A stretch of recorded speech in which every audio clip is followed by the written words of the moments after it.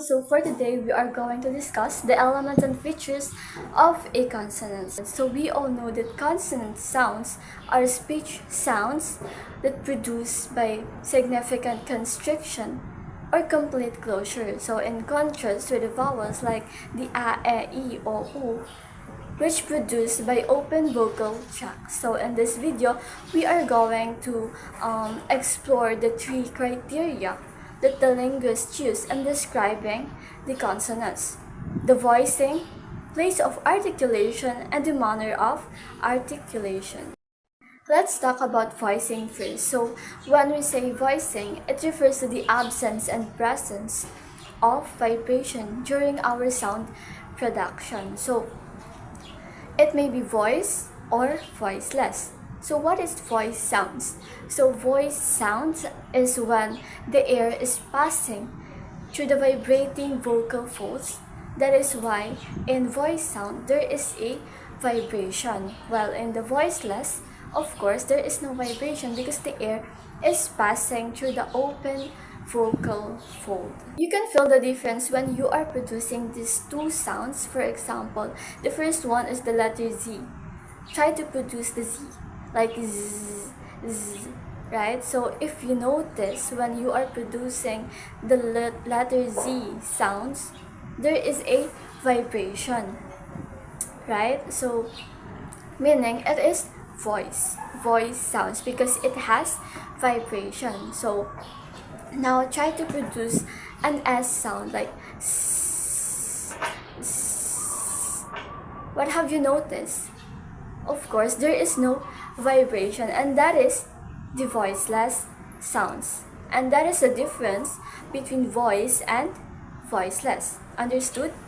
Okay, so since the voice and voiceless sounds are now clear to you, let us move on to our next criteria, the place and the manner of articulation. But before that, let us define first what is articulation. So articulation is an act of expressing something in a coherent verbal form or the aspect of pronunciation. So how we speak, how we produce the letters, the words, the sounds by the use of our articulatory organs. So what is that?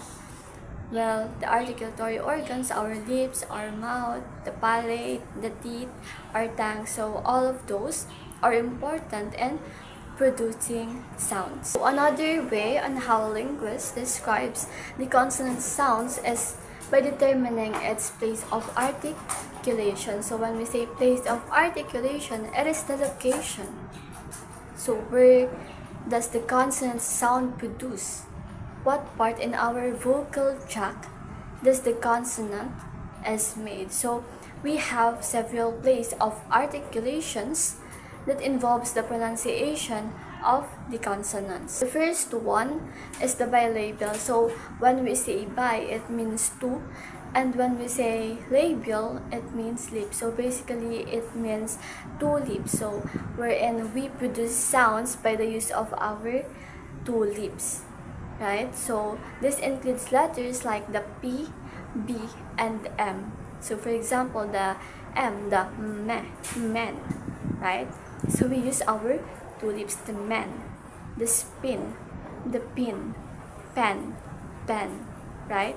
So the place of the articulatory or the articulation is by the use of our two lips and by labial. That is by labial, by using our two lips. Okay? And the second one is the labiodental. So when we say labio, it means lips, and dental means teeth. So specifically, these sounds are articulated by using the lower lip and our upper teeth. So this includes letters like the V and F. So for example, when we say V, van, van, fan, fan. So can you see it? We use our lower lip and our upper teeth. So like vase, face, fish, fish.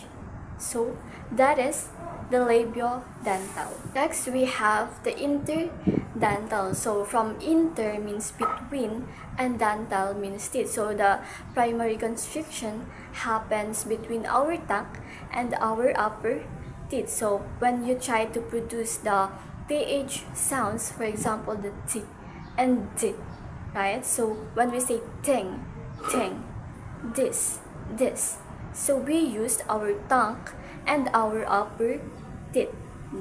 That is the interdental sounds. Next, we have the alveolar, where sounds produced at or near the alveolar reach the upper, behind our upper teeth and tongue. So this includes letters like the T, D, the run, the R, the Z, and the S. For example, the R, run, the D, dance, ta, stop, the top, right? The tape. So we use our tongue behind our teeth, the alveolar ridge, and that is the alveolar sounds. Next is the palatal sounds, where the sounds is being produced at the roof of our mouth. So the constriction happens between our tongue and our palate. So this sounds includes like the shu, the sha, ja, right? So the ja sound and the sh sound. For example, the occasion, the shoe, shine.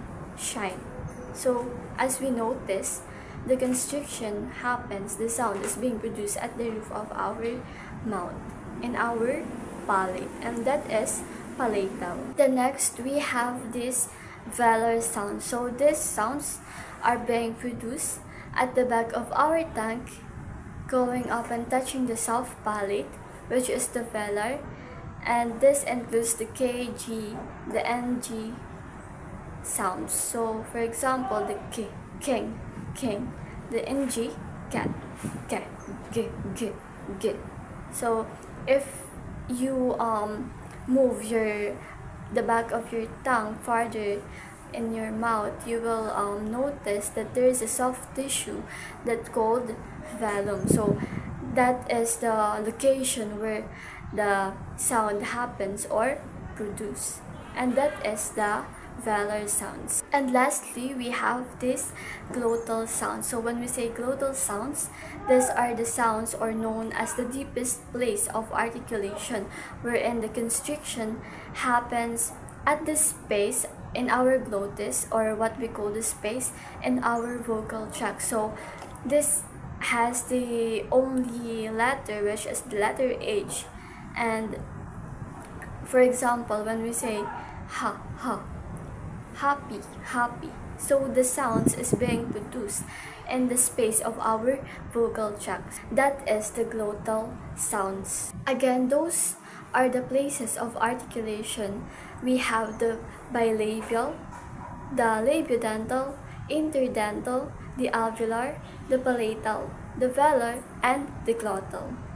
Now let us move on to the third criterion, which the linguist use in describing consonant sounds, the manner of articulation. When we say manner of articulation, it is the way in which sounds are produced by the interaction of the articulators and the vocal tract. So in our previous discussion, we talked about where does the sounds produce, but now we are going to discuss how the sounds are being made and how it is being produced by the use of our articulatory organs. And also here in the manner of articulation, we will be discussing how the airflow is being constricted when we are producing certain sounds. So first, we have the stops, where two articulators are brought together, such as flow of air through the vocal tract is completely blank or has a complete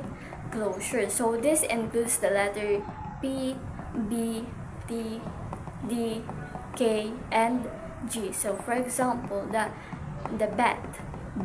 So there's a stop, then a sudden release of airflow. So that is the consonants that has a stop, articulation. articulation. The second one is the fricatives. So in fricatives, there are also two articulators brought near each other, but unlike to the stop, which is the completely closure or completely block, in fricative, there is a narrow flow of air where the airflow is not completely blocked. So for example, this includes consonants like the F, the V, the S, Z, and H. For example, the fish, fish. So as you notice, there is a impeded air flowing, the fish, van, and the S, the C, right?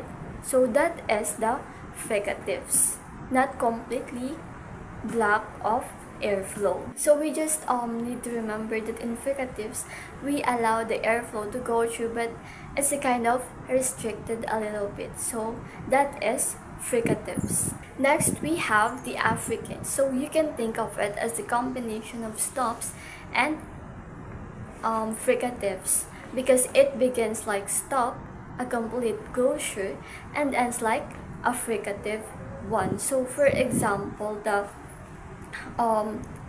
word chair. So as you notice, it starts with D and ends with SH, like T, ch, right?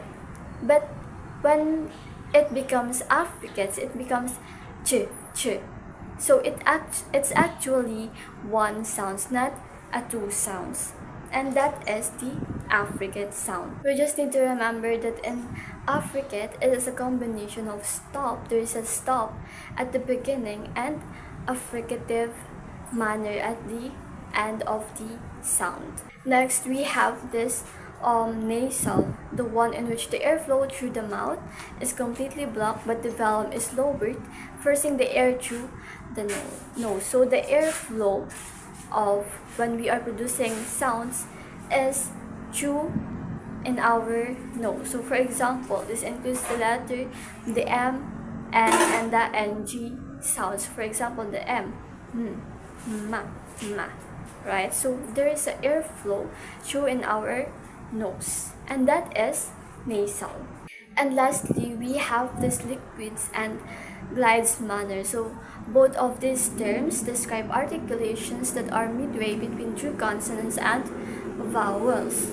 So when we say liquids, this consists of consonants like the R-like and L-like sounds. It involves oval and liquidy tongue motion, wherein our tongue can do different shapes when we are producing an L-like or R-like sounds. While in glides, it is referred to as semi-vowels produced with minimal constriction in the vocal tract. So as we notice, when we are producing W or Y sounds, so there is a minimal constriction in our vocal tract, just like when we are producing a vowel sound. So for example, the wa, wo, right? So it's like in an open vocal tract, not in a closed vocal folds.